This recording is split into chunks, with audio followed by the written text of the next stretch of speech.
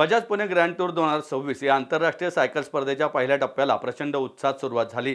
TCS circle Hinjawadi येथून सुरू झालेल्या या टप्प्याची विभागीय आयुक्त डॉक्टर चंद्रकांत पुलकुंडवार, पिंपरी चिंचवड पोलीस आयुक्त विनयकुमार चौबे आणि ज्येष्ठ अभिनेते नाना पाटेकर यांच्या उपस्थितीत झेंडा दाखवून औपचारिक सुरुवात झाली। यावेळी खेळाडूंना प्रोत्साहन देण्यासाठी नागरिकांनी रस्त्याच्या दुतर्फा गर्दी केली होती।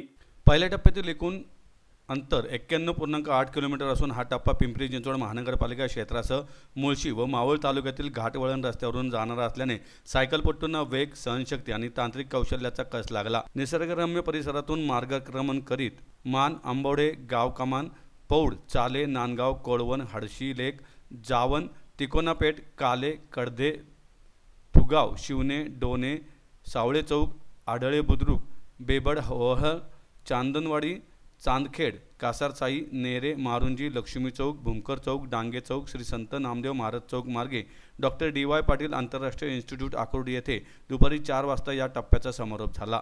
जिल्हा प्रशासनाच्या वतीने या टप्प्यासाठी व्यापक तयारी करण्यात आली होती। स्पर्धा मार्गाची पाहणी करून वाहतूक व्यवस्थापन, सुरक्षा, आरोग्य सेवा तसेच आपत्कालीन सुविधांबाबत सूक्ष्म नियोजन करण्यात आले।